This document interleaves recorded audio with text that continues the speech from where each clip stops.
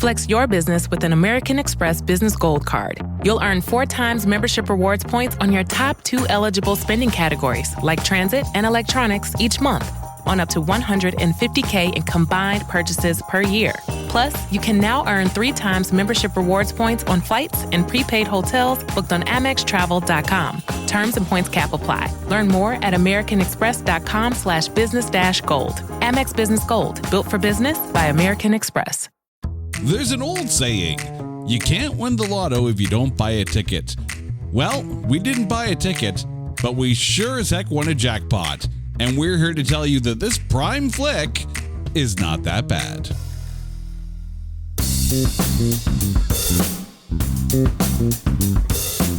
Welcome, one and all to It's Not That Bad, the podcast that looks for A grades in B movies, and a proud member of the Pantheon Podcast Network.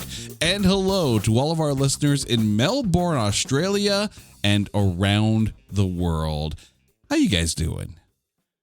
It is, of course, 2025. We're a couple of weeks into it now. And now is as good a time as any to take a look back at some of the films that were released in 2024 that didn't do so well. Well, I mean, by certain metrics, didn't do so well. Whether they did well or not as far as a production standpoint goes remains to be seen. And here we are now, and we're going to see it because we're going to be talking about a straight-to-streaming movie, Jackpot. And here to join me for this episode, the lottery winnings that is my wife, my lovely wife, Carrie. Carrie, how are you doing? I see what you did there. Right? Aw. Wait, it didn't go so well for the lotto winners. Well, we're about to see how this episode's going to go. Mostly Stifler. Don't spoil things now. Sheesh. Right off the bat, she's like, you know what? Screw y'all. I'm going to tell you the movie in the first 3 minutes of the show. Okay. Thanks for coming out. Although that was a side note. That is not good for engagement of the podcast. We want people to listen to the whole thing. We'll spoil the rest of the film throughout the show. Don't worry. But, you know, spoilers like a mofo. But don't shoot your load in the first 3 minutes. No. That subplot had nothing to do with it. That would be like if we did an episode on The Empire Strikes Back. It's like, hey, everybody, welcome to the show. By the way, Vader is Luke's father. Now let's continue on with the rest of the movie. Okay. No, literally, There's no Santa Claus either. Why? I gave away nothing that wasn't in the first 5 minutes of the film. But it wasn't in the trailer. Oh, see? Come on, man. You're at that point where it's like skip intro. Also, Please do not skip the intro of the podcast. Thankfully, it's an audio podcast and we don't have that button here. So you guys stick around for the whole thing. No, we're talking about Jackpot, which was straight to streaming on Prime Video. So, Carrie, we all know. We've met you. Listeners to our show, they know you. So before we get into the breakdown and talking about this film without spoiling anything, is this a very Carrie movie? Oh my God, yes. Okay, so I don't know what I can say anymore. We'll just leave it at that then. It's a very Carrie movie. What was it, the t-shirt you wanted to...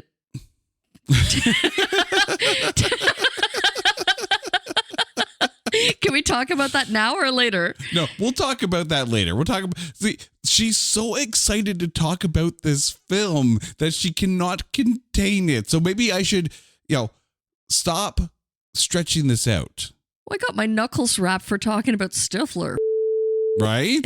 It's a good thing people know we're talking about Sean William Scott and not talking about a Stifler, if you know what I'm saying here.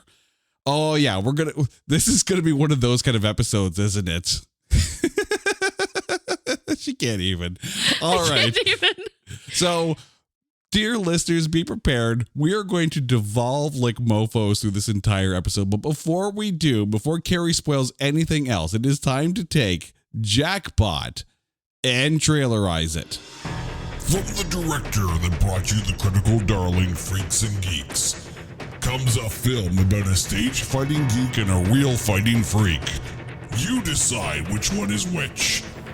Aquafina is Katie. No, not the Katie she played in Shang-Chi. A completely different Katie. A down on her luck girl hoping to get back into acting. But when she accidentally hits accept without reading the terms and services agreement like we all do, she finds herself on the run from everyone. Yes, everyone. Because everyone is trying to kill her. It's the one lottery where you'd rather get the free ticket prize. But standing between her and certain death is Noel, a Michelin tire man of a bodyguard if the air hose was set to maximum. It's a movie that will scream at you and stomp on people's privates until you laugh. Aggressive, but effective. In a world where everyone is a murderous bastard until sundown, the only unbelievable thing is that there is so little traffic in Hollywood. Aquafina and John Cena star in Jackpot. Rated R for Run, Katie, Run.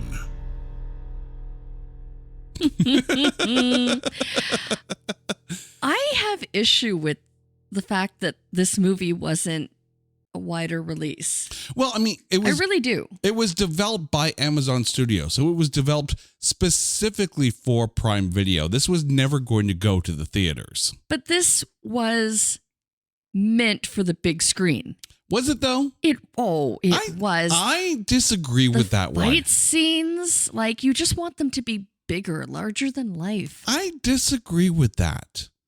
I mean, I will admit that some of the fight scenes were very reminiscent of some of the fight scenes that you saw in Argyle. I think that's a fair comparison. The fight choreography was very good, but I don't even think the fight scenes in Argyle were necessarily needed to be seen on a big screen. I think this one was fine on straight to streaming. And for the record, this continues our now over 3-year narrative that says movies that go straight to streaming are not inherently bad. And we've discussed this before, how just because a film is straight to DVD or straight to streaming, or if we're showing our age, straight to VHS, it doesn't necessarily mean that it wasn't good enough for a theatrical release. If this film did get a theatrical release, I think it would have done well enough. I don't think this was the kind of film that would have made number one, I guess, depending on what was being released that same week.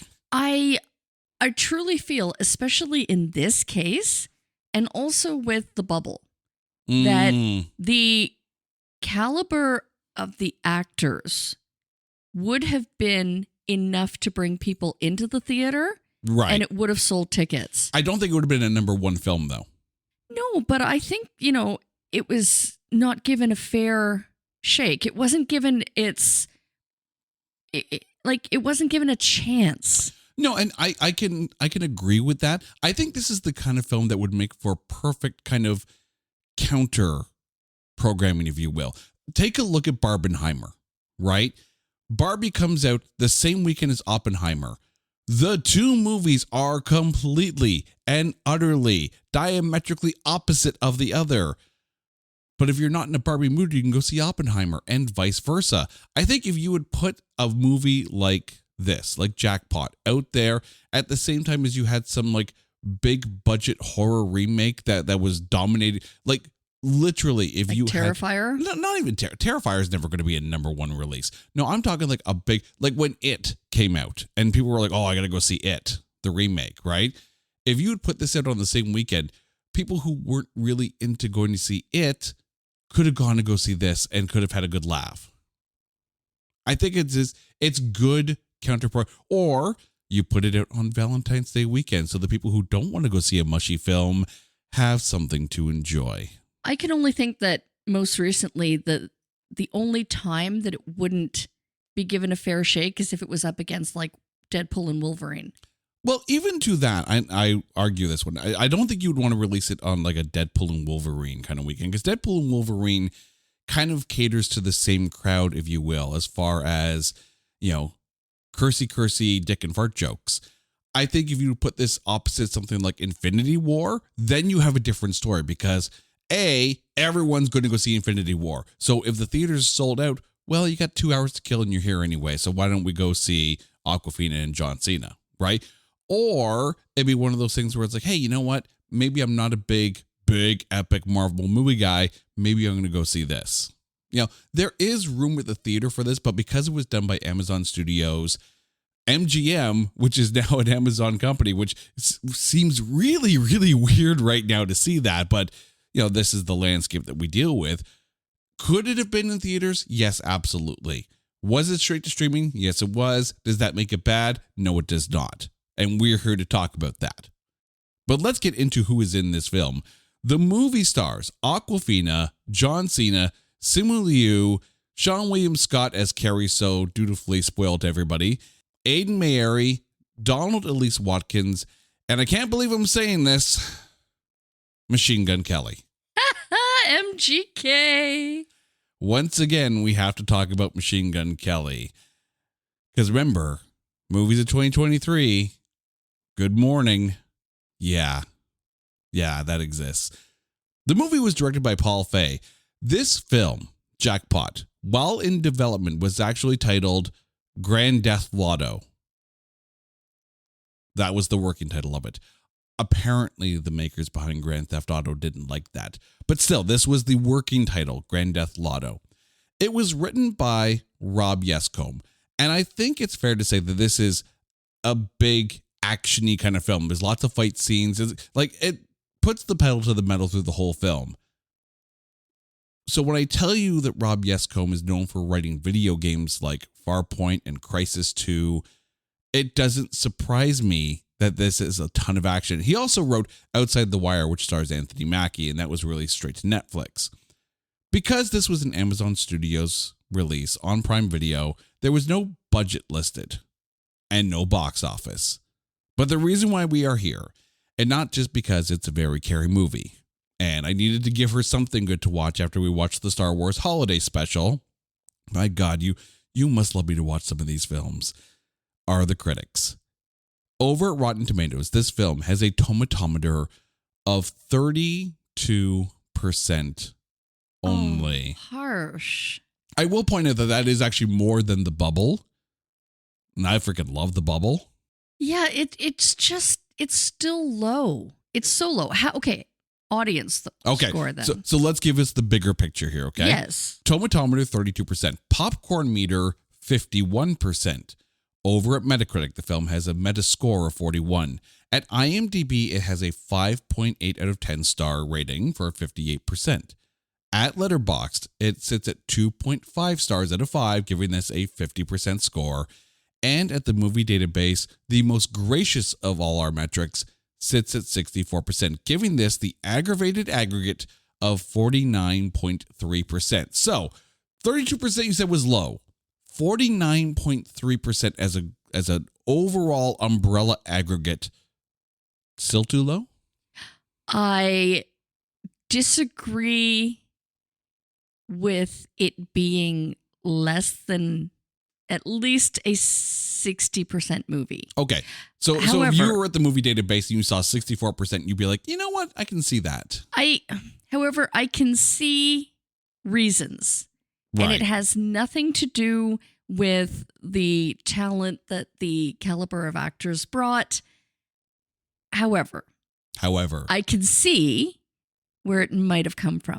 You have More thoughts. on that later. You have thoughts. I have thoughts. All right. Well, we also have a podcast for those thoughts. So luckily we have an outlet for it. But let's get into the film. We start, of course, with Awkwafina, who played Katie Kim. And I feel like I have to say it like that because everyone was calling her Katie Kim, even though it's, you know, how often do people just like refer to you by both names on a regular basis? Like never. But I think it's when the two names go together. Like Yeah. it's the Stan Lee double, like Peter Parker. Yeah, I Right? so love that you mentioned that because later on when we get to somebody else, one of my first notes is, first of all, who named these characters? Stan Lee? Because yeah, someone's been reading my notes again. I swear I haven't. Maybe it's one of those formality things where like right when you're about to shank someone, you need to refer to them by both names. Is that a thing in 2030? Because by the way, this film is supposed to take place in 2030. So we're not that far away from this. But your thoughts on Yeah. Awkwafina? Oh my God. I absolutely love her. Like, I think, I mean, from Shang-Chi, this role, and then there was that show that she had. It was like almost kind of like a self-realization. It was Awkwafina as Is Nora from Queens. Yeah. Which I thought was incredibly cool. You know what?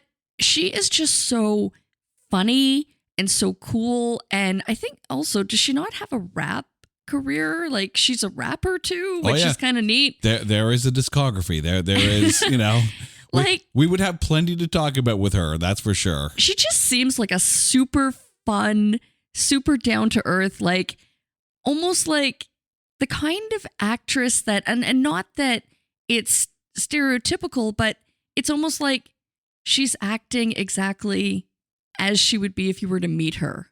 Just like totally down to earth, like a real person in a role. You know what I mean? I'm worried for her though. Why? Because in 2025, this year, she's slated to be in an episode of Black Mirror. Ooh. Which that might be a really cool departure because Black Mirror is such a good show. All you have to do is go back and take a look at the episode with Bryce Dallas Howard, and you'd be like, "Oh, this is a nice." Oh, it goes that way. It's funny because I always see her as super fun, super kind of like not A little bumbling, manic, but a little manic. kind of a little bumbly through like challenging situations, right? Mhm. But I don't know if I could. Not that I can't take her seriously as an actress, because obviously she's very talented. But not in a serious role. Like to see her in a serious role would be like, whoa, what just happened? Like, I think it would blow my mind. Like, but the thing is, if the role is right, and Black Mirror is, I think, the perfect show for her to do that. Oh, I think she could do like dark and scary though. But then, I would love to see it. But then you take a look at an actress like, Kristen Milioti, right? Who we know from like How I Met Your Mother, because that was the mother, and then she was in an episode of Black Mirror. It's like, oh, but it was still a slightly lighter episode of Black Mirror until things started to go south. But then, of course, she, stars in The Penguin, and it's like, oh, she can do that too. So maybe Awkwafina needs that kind of role to kind of branch out, because in fairness, you kind of got the same Awkwafina in this Katie that you did with the Katie from Shang-Chi. The same kind of attitude, the same kind of quick wit, much less dick punching, mind you. But there is, the same kind of acerbic wit. But the thing I liked here, whereas with Shang-Chi, that Katie was more of an archer and not necessarily as physical an action role. Here, there's a ton of physicality for her in this. And I think she holds herself like we know she's funny. We know she's witty. We know she's quick with verbal humor. But I think she handled herself well with the slapstickiness of this kind of a movie. Oh my God. It was so funny. In fact, I loved like the little nuances, like the gym bag that was from the fight acting school. Stage fighting, yes. Stage fighting school. And, I mean, don't get me wrong, I'm 5'0", right? But I think seeing her in a scene with John Cena where there's that height difference too, and you see her like, because she's smaller like me, she can like do the, sliding under people and like use like her height as an advantage in the fight scenes. And I mean, like, oh my God, the scene where John Cena was like flinging her around, like the lack of gravity, like it was just so funny. It was so funny. And I think there's not many actresses or actors that could pull off that humor. And I think she nailed it. She was absolutely perfect. Yeah. I mean, I'm sure there was some stunt double work used in this, because I'm pretty darn skippy. The insurance companies aren't like, please don't throw Awkwafina around like that. We don't want to pay that insurance premium there. So, John, put the Awkwafina down and grab the stunt double, please. Fling them around. Oh, I'm sure it was totally safe. I I mean, he had her strapped with a little belt Right. to his back, you know? Yeah, there are some fantastic moments in this. And I need to point this out because here I'm about to sit there and say this is going to be good. The trailer was funny, but it did not give away the best parts of the film. No, that's my job right off the bat. Welcome to the show. It's ruined for you already. But It was such a small part. It meant nothing, really, in the grand scheme of we'll get to it. But storyline. Cameos always make it fun. They do. But I liked her in this. I liked her in that physical because she played well against John Cena in this. Oh my God, yeah. And that at the end with that meetup with Simu Liu was almost like it's like you said as an off statement, like, I love this sequel to Shang-Chi. It's right? like, it was so nice to see them because they have such chemistry. But they didn't milk that. No. Right? It was very much like, okay, we're here. We're not going to mention it, but we know. Right? And they were so good in Shang-Chi. Like, Simu Liu is funny. I just find it very fascinating because 2024 seemed to be the year that Simu Liu kind of decided to be the villain because there was this, and then there was another straight streaming film, Atlas, that debuted on Netflix. And I'm actually really looking forward to that one too when we finally get around to it. It's got Jennifer Lopez in a big ass giant robot. So of course I'm going to be into that one because it's a big ass giant robot. But that's just me. That's just how I work. But I think I love her chemistry more with John Cena in this. But since we're talking about him, let's get to John Cena, who played Noel. Your thoughts? Oh, you know, if the movie has John Cena, I am all for it. He's so funny.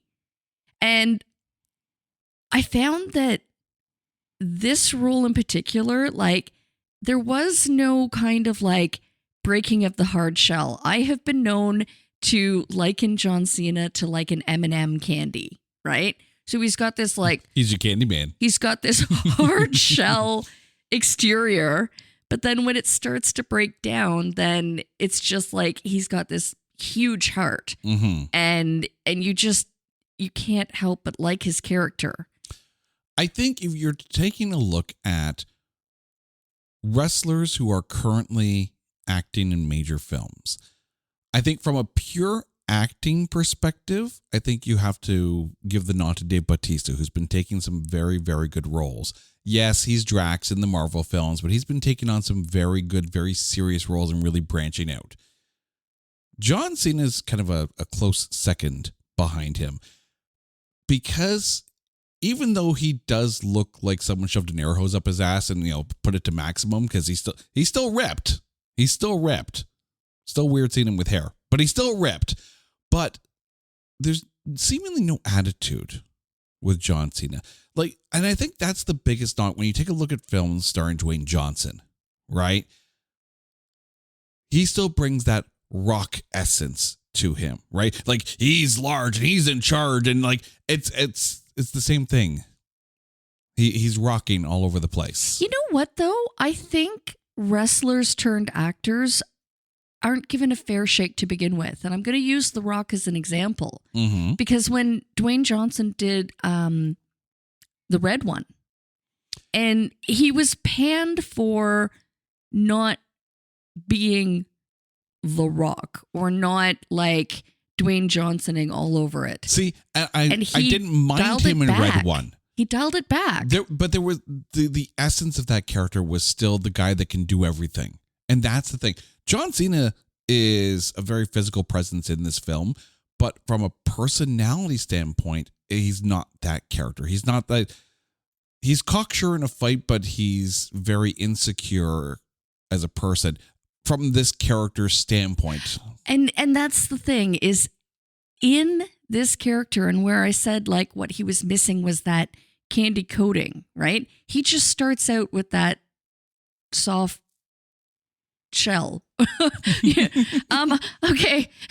I'm over the M&M thing, but he starts out and it's even keel throughout the whole movie that he's just a really nice guy. Yeah. Like, this is his gig. He wants to help the jackpot winners. He wants to help them survive and see it through till midnight so that they get the money and he gets a cut and he keeps them safe. But clearly, like, he's been doing this a while, and he's, seen any, eventual attack, right? Like everything, even when that scene with the police, where generally you think the police are good.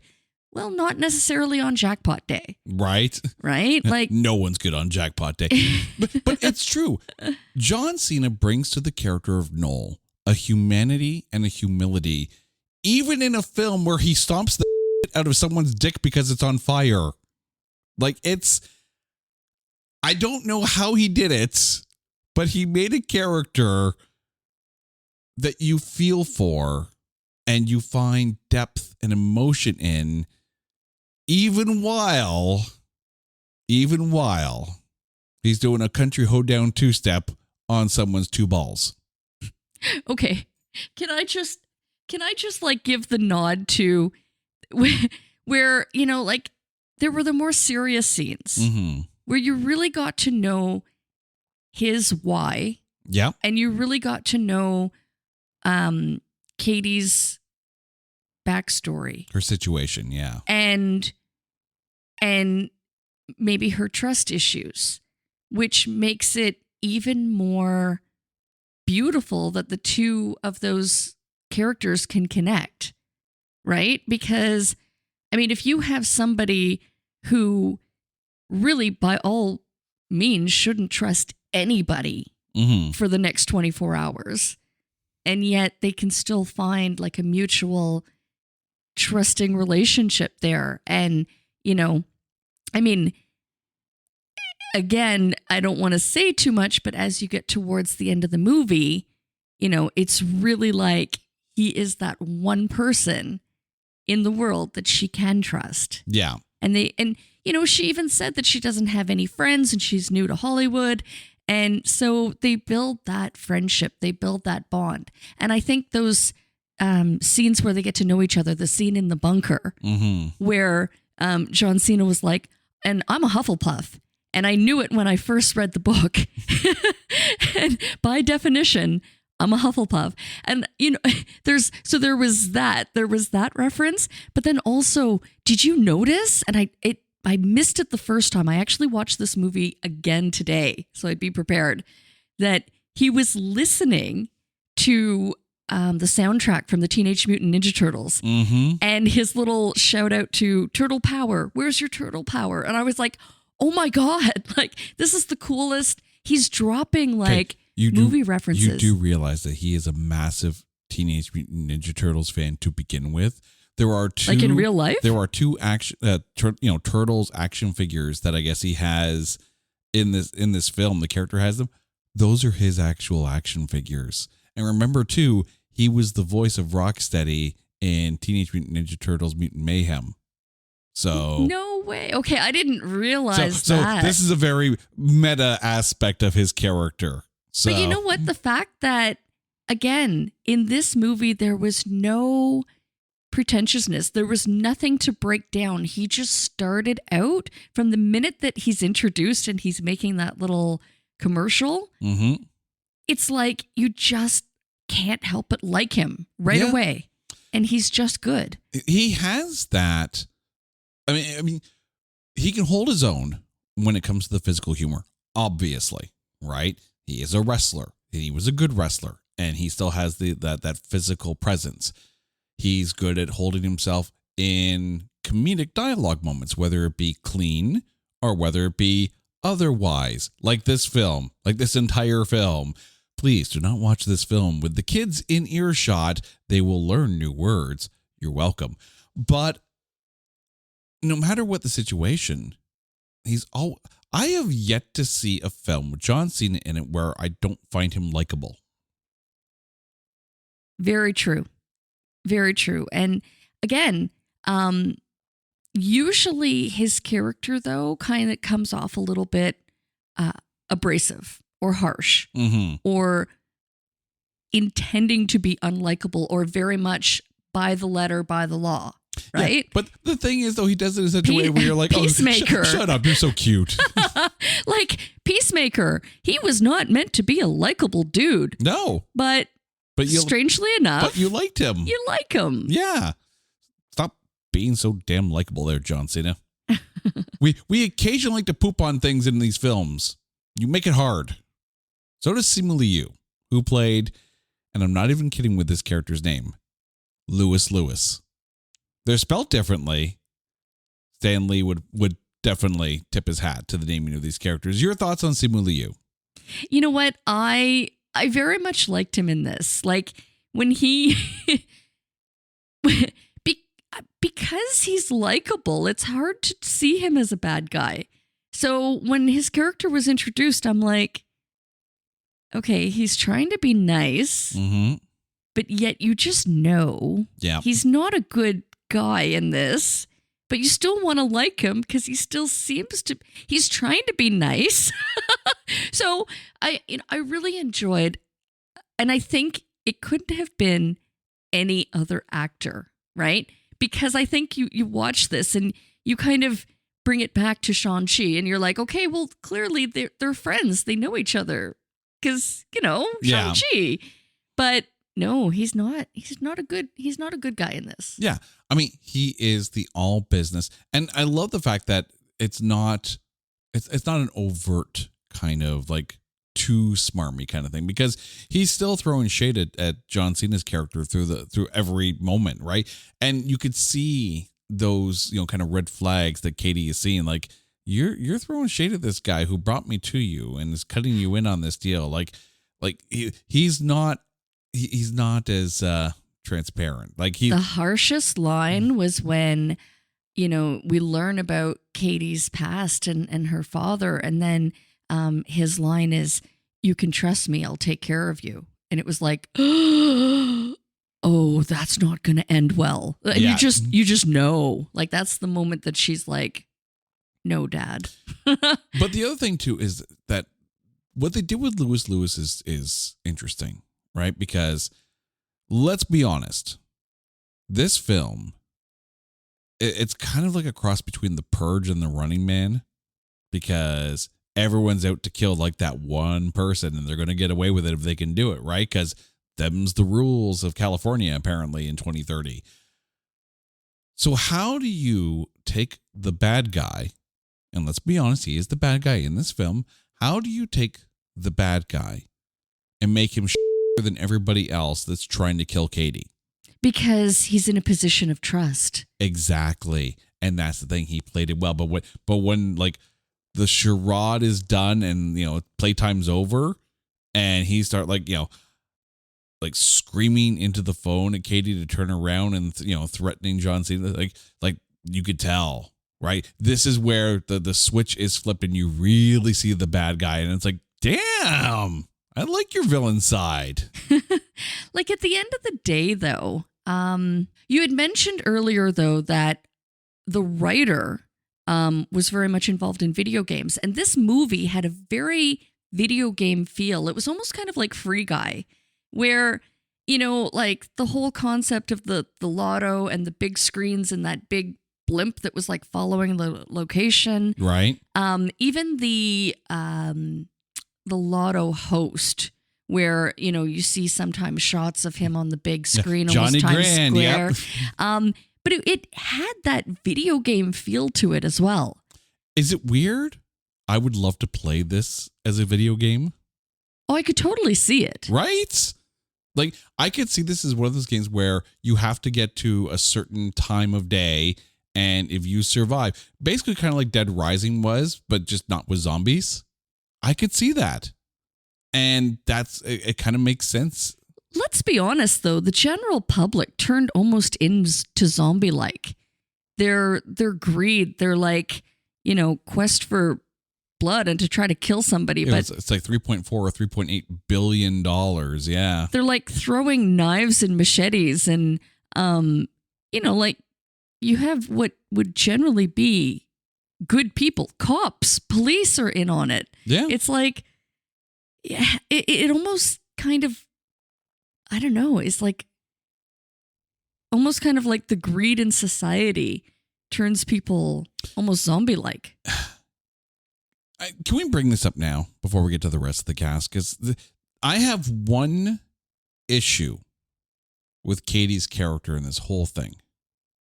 So let me play out for you the world here. So California is basically broke, right? Everyone's, struggling to make money, to make ends meet, that kind of thing. And America apparently doesn't have that much money either. So they have this thing where in California, it's legal if you sign up to be part of the lottery, and if you're chosen, then you have to survive, I think it's like 12 hours or something like that. You have to make it to sundown. And if you do, then you get the jackpot. You get this money. But if someone kills you before that time, and it's legal to kill you, but you can't use a gun. It has to be anything but the use of a gun. Which apparently there's rules in murder. I don't know. But then they get money for killing you, right? And this has been going on for a couple of years, according to the movie. Prior to coming back to California, Katie was in Michigan looking after her mother for 2 years while she was sick and dying. Apparently just watching movies. There is no way in hell that Katie, over the years, did not hear about what the hell was going on in California. You could not escape this kind of story. Like, there are not enough movies in the world to detract you from your attention from the real world for that long.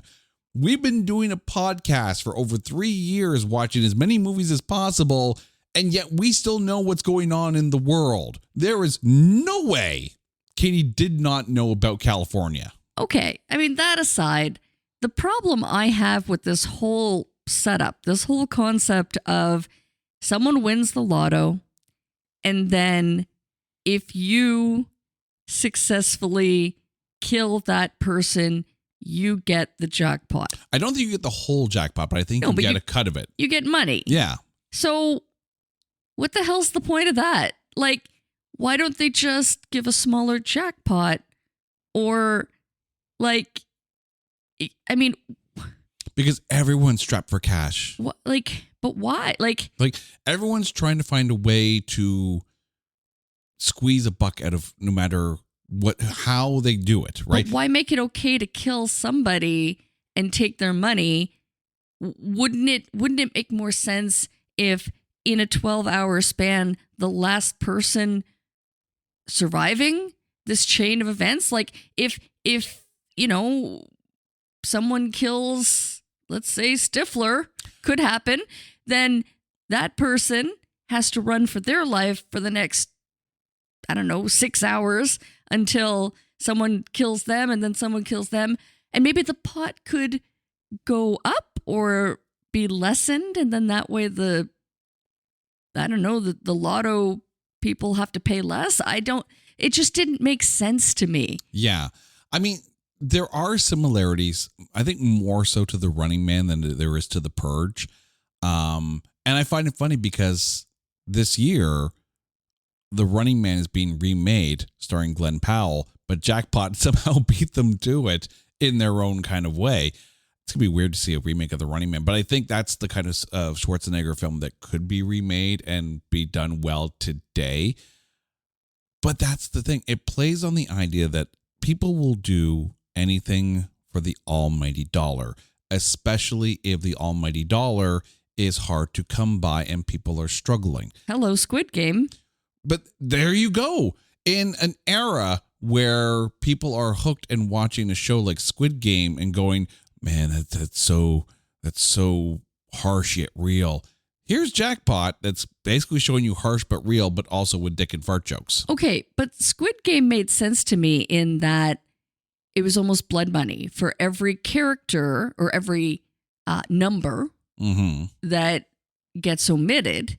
More money gets into the pot. I think that's why you wanted that aspect into Jackpot, because it works in Squid Game, but I don't know if it works in Jackpot. Or even a lesser amount, right? But it makes no sense to me just to have one winner and then someone who can successfully off that winner and then wind up taking their money. Yeah. If in the 12 hours it's the last man standing, then that makes sense, right? Because at that point, you've killed the killer, who killed the jackpot winner, right? And down the line, but there was a movie, and we actually have the VHS copy of this film in our collection called Series 7, and it kind of plays along that, where every year there's a bunch of people that are kind of pit against each other, and it's like last man standing kind of wins. And even before that, in the 80s, there was a movie called Tag, the assassination game, where people were playing like a fake game where they had to like, they were given the dossier of someone, and they're all like kind of friends kind of thing. And they just have to like sneak up on the person whose dossier they have and shoot them with a little sticky dart gun to take their dossier. And the more kills you rack up, quotation fingers, the more likely you are to win. It would be the last man standing in the assassination game, but someone is actually killing the people for real rather than just getting them with a sticky dart gun. Great 80s film. But there are always going to be aspects of people who are doing things that they shouldn't for reasons, right? Whether it be to win a competition, definitely driven by money. And this kind of plays into that, which I don't know if it's a commentary on what's popular in cinema or just a commentary on civilization itself. Aidan Mayeri, who played Shadi, the Airbnb host who put Katie up and then tried to kill her like everybody else. Your thoughts on her? Oh my God, she was a nutcase. And the only other person, maybe it's, I don't know, typecasting at this point, but I'd love to see Kristen Ritter in that role. I'm so glad you said that, because I'm like, this is such a Kristen Ritter role. This is, anyone who's watched Don't Trust the Bee in Apartment 23, this is Chloe. Chloe would fit so well into Jackpot. Again, maybe she wasn't available because didn't she did a movie recently? Well, she did that TV series Orphan Black Echoes. And of course, there are rumors that she's returning as Jessica Jones in the upcoming Daredevil series. I'll wait till we actually see the Daredevil series to see if Jessica Jones makes another appearance, but I so hope so, because Jessica Jones was... Season 1 of Jessica Jones was the best Netflix Marvel season of all. Was she not in... She was also in Sonic, wasn't she? Yes, she was in Sonic 3. The new Sonic movie. Yes, she was. I knew that we saw her recently. I'm like, no, she did something recent. Yes. So, yeah. But Jessica Jones. But yes, go on. Again, I'm sure it's just typecasting because of Don't Trust the Bee in 23, but I just think she's so perfectly like, you just know you can't trust her. Yeah. And there's something shady going on. She's Chloe. Although I do think that the actress who played the Airbnb host, she was just nuts and absolutely perfect. Yeah. The perfect manic energy to match off. Because that's the thing. And I see why you would think Kristen Ritter would be good in that role. Because you need someone who's going to match the crazy manic energy that Awkwafina was bringing to this. Because, yeah, like you needed someone to equal that crazy. But in a very, I don't want to say psychotic, but kind of psychotic kind of way. The way she chased down MGK or like dragged him to the water. Oh my God. When he knocked his noggin on the stairs, I'm like, she trying to kill him or trying to revive him? I'm not sure. Yes. The answer is yes. Woo. But I think the cool thing about Shadi, though, is that not only is she a crazy killer in this movie, but she also perfectly embodies the state of California as a whole in this movie, in this dystopian future, right? Like she put someone up in her home as an Airbnb, knowing that they're going to get crapped on because of the person living upstairs and the sewage leakage that comes into there.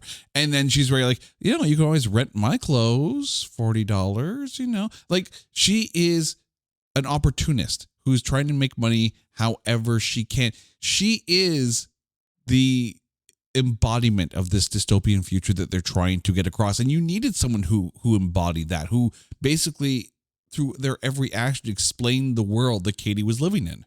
Donald Elise Watkins, who played DJ Donald. He's the DJ named DJ. Your thoughts? You know what, though? He was great. I mean, I loved the connection or like how the Airbnb hostess and how like he was a renter, right? So he lived there too. Yeah, they didn't really explain it too much, and I think that's my problem with DJ Donald, is that they didn't really do much with him. I kind of wish that they had him either as Shaddy's guy in the chair, or Mr. Gadget Man, kind of like literally her weapons, something, right? Because when they're not trying to kill people for the jackpot, they're just kind of all flighty and it's all good. But like when it's time to get killing, DJ's got to bring something more to the table. I just wish they did more with the character, because I think that would have also helped define Shaddy as maybe. I think I would have rather seen him trying to like bring Shaddy down. Yeah, right. Trying to calm her down and not make her so murderous and kill her. You need him to be either Shaddy's anchor or her Red Bull. You can't go out any other way. You can't drive down the middle, but I think they tried to drive down the middle with DJ. And it was a detriment, because he brought a good character to the screen, but then they didn't do much with him. Sean William Scott. Am I allowed to talk about Stifler now? Yeah, well, in this, he's just listed as, and I'm not even kidding you, Rugged Man. Your thoughts on Rugged Man? Well, I mean, it set the scene, right? I mean, it could have been any actor, but again, appearances, are always kind of. I mean, it was cool. It was like right off the bat, I'm like, holy crap, they killed Stifler. Right. I find it funny because it was just a couple of weeks ago on this episode when Sean Faust was on the show, and we were talking about Southland Tales, and he kind of looked like his Southland Tales character in this film, even though there was many, many years apart between the two. I don't think he ages. He's like Tom Cruise. He's Rugged Man. But I find it funny because, of course, like it's a great way to start the movie. It's a fantastic way to start the movie because it sets the tone right off the bat. Like, you are instantly in this world. There's no second guessing whatsoever.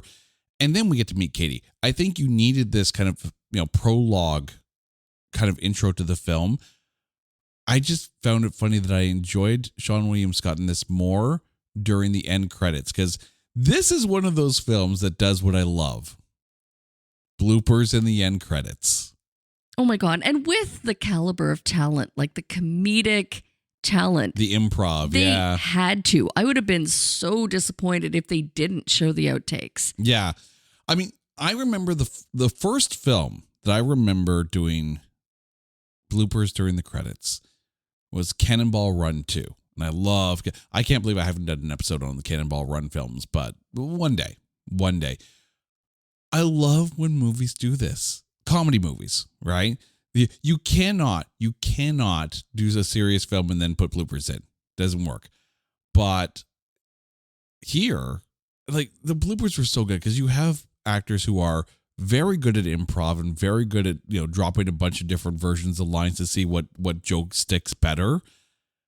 Some of them were just hilarious. But if anything, too, it shows the amount of fun that the actors had making the movie. Yeah, because it did look like a fun film to work on.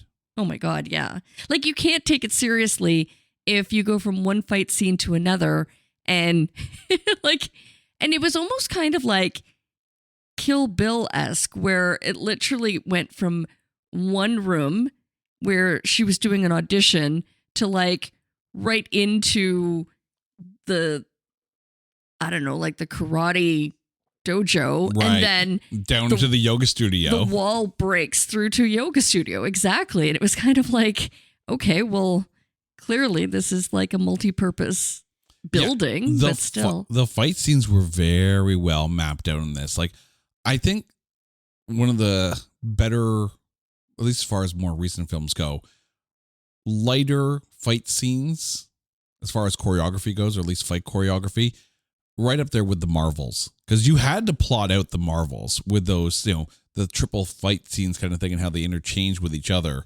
This is just as good, I think, but more in a, how can this build? Because really, let's be honest, right? as Katie is getting her ass kicked through that entire scene, every room she gets thrown into brings about another group of people who are trying to kill her. This is literally the Katamari Damacy of fight scenes, where no matter which room you go in, more people are trying to kill, so until all of a sudden you have this swarm. She's just a ball rolling through California, gathering more would-be killers. Can we just talk about that for a second? Because Katamari Damacy?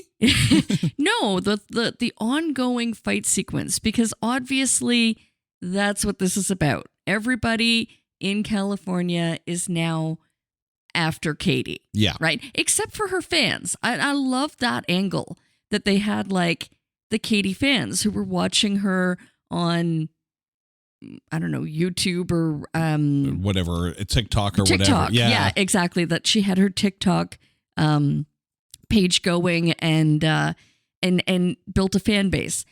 But I just felt this is where, and you alluded to this, I love a good fight scene. I love a good crotch shot. But I found, even though I can get behind the constant fight scenes and the build, I found it was too long. Mm-hmm. The movie itself, the first time I watched it, I'm like, okay, it seems like the movie could have been shorter. It could have. But it wasn't necessarily A long film, no. Like 107 minutes. Yeah, it's an hour 20, basically. It feels Right. like. But it feels long, and I think it's because of the constant fight scenes. Yeah. And the best thing that they did in this movie was when they had, like, those moments of dialogue, those You need a breath. introspective Yeah. moments, or where they were changing locations, like the Wax Museum, MGK's house, like, you know what I mean? Break it up with something, and they did that really extremely well. They plotted their beats well, but it needed to have a lot of action. I mean, this isn't Hardcore Henry. This is not going to be the kind of film that is literally adrenaline for, this isn't Crank with Jason Statham, or even Crank 2, where you just have like constant manic action. They have those breaths. They have those spaces for verbal comedy, and that's good. Colson Baker, Machine Gun Kelly as himself. And I have to ask you, why does this work so well? Oh my God, I loved this. Again, from the moment that they turned up at his door, I was like, yes, because you know what? He was clearly, like, just having fun with his own likeness at that point. Like, could anybody have been in that role and they turn up at his house? I don't know, maybe Kevin Bacon. But no, I'm kidding. Yeah, But Drax is not going to kidnap Kevin Bacon. they would have kidnapped again. him. But no, I thought it was absolutely brilliant. Like, even when we talked about Good Morning during our Movies of 2023 episode of Grading on a Curve, I enjoyed that film despite Machine Gun Kelly. Like, I actually really enjoyed that film. I don't think it was my number one, but it was definitely up there, surprisingly so. Of course, there were also some pretty movies that year too. But I digress. I enjoyed that film. It worked for him. I don't know if I like him in a serious role. Now, I haven't watched him in The Dirt, but he was having fun here. This film is about having fun. And the fact that he went along with, being dragged down his own yard and having his head bump on the stairs the whole way. Like, he took some good hits on this one, and it was fun to watch. Like, I think he gets it.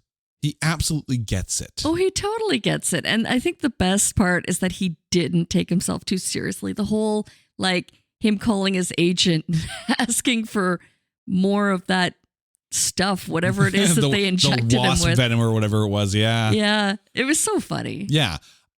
I mean, I love when people just don't take themselves too seriously and they allow themselves the ability to have fun with those roles. It just makes them more likable. Justin Exactly. Timberlake knows. Timberlake knows. Machine Gun Kelly knows too. But I think his bunker was nicer than our first apartment. Yeah. And bigger. He needs a panic room to panic in. Now he needs a panic room within his panic room to panic in. Also, can I have a luxury panic room in the basement? You do. You're recording in it. But I'm not panicking. I panic when we talk about some movies. Not this one. Not this one. One more person to talk about, and I have put them on this list because I've met you. I know if I didn't mention this person, you'd be like, well, what about Sweet Irene, as played by Becky Ann Baker? This is the nice old lady that stole Katie's watch and then tried to kill her later on in the film. Your thoughts on her? Oh, my God. Totally didn't see her coming. But you know what? I really wanted to like her, too. Like that scene on the bus where she's totally encouraging Katie. Yeah. And I mean, you could tell, right? Like she has seen it all. I mean, obviously the bus trip and looking out the window and seeing just the degradation of humanity. Yeah. Just in the streets of California. But the fact that this sweet little old lady stole Katie's watch right off the bat, like... Well, she wasn't sweet. There was nothing sweet about her, and she played it so well. I mean, her character's name is Sweet Irene. The sweet is clearly an oxymoron in this. But it's one of those things where if Betty White has taught us anything, or if Estelle Getty has taught us anything, or any Golden Girl has taught us anything, it's that the sweet little old lady is probably going to be the one that's most likely to f you up. And I loved when she exited the bus and kind of like tapped the dad on the head. Yeah.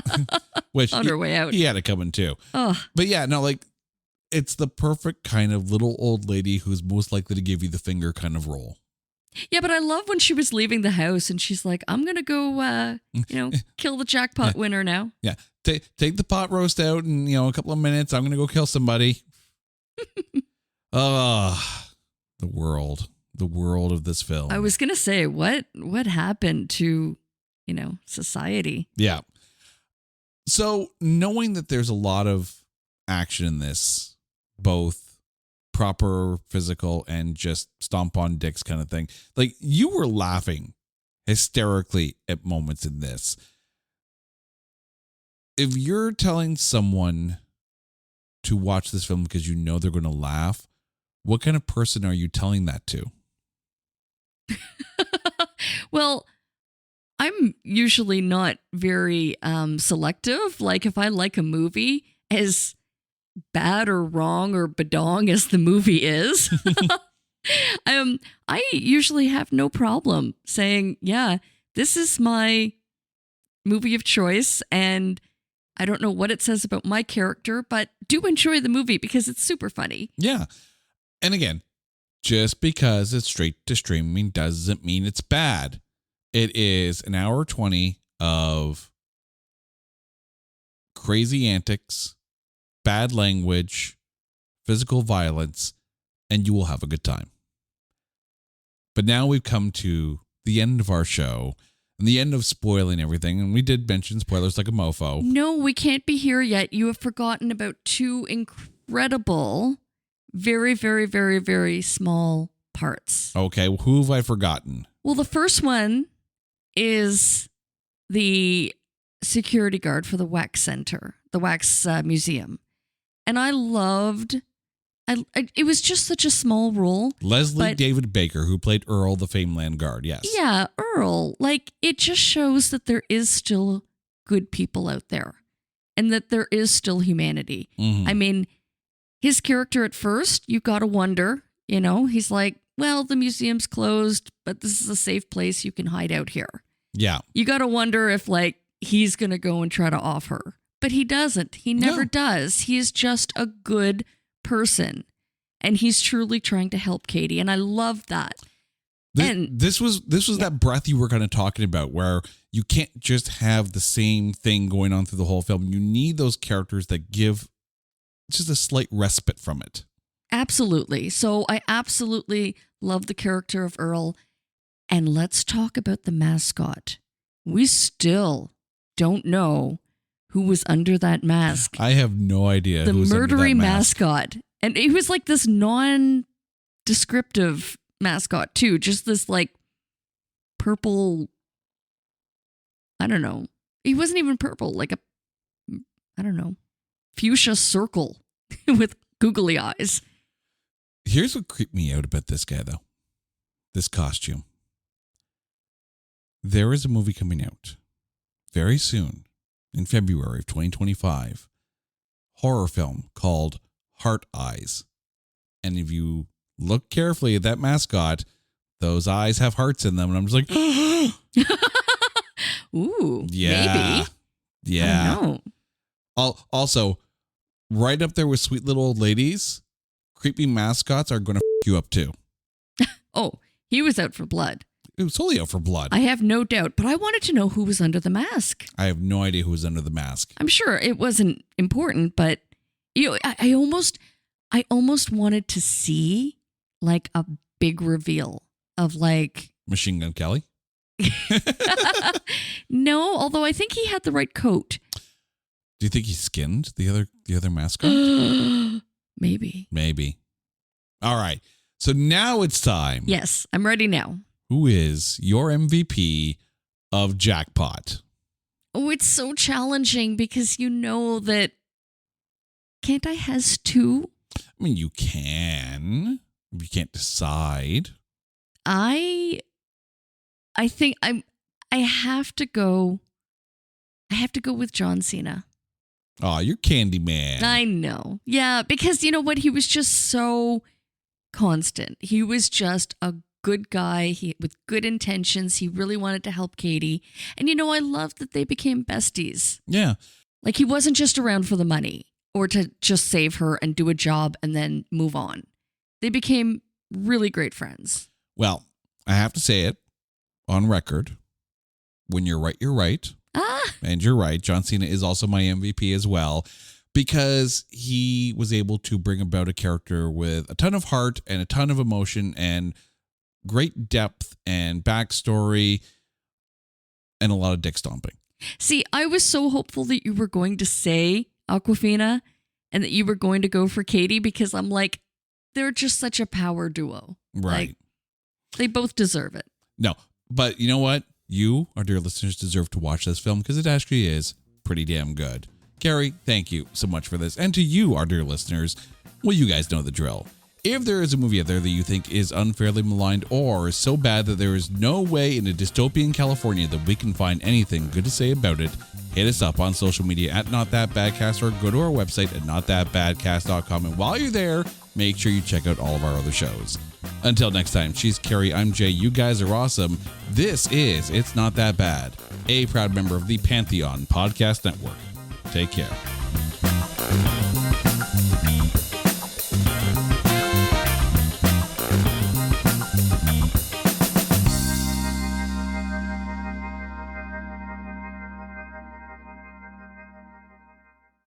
Hey, this is John Moses and Tyler Morrison for the Fight Stories podcast. And we want to welcome everyone from Pantheon to check out the podcast that goes from pros to average Joes. We got MMA champs, boxing champs, NHL tough guys, funniest comedians in the world, and of course, stories from guys like your drunk Uncle Tommy on Thanksgiving. That's right, because we're the voice of the streets and we want to hear from you guys, because what's better than hanging out with your crew and reliving the old glory days? Stories like Rigby, who put that guy's head through a popcorn machine in front of his 5- and 6-year-old son while eating chicken wings at the bar.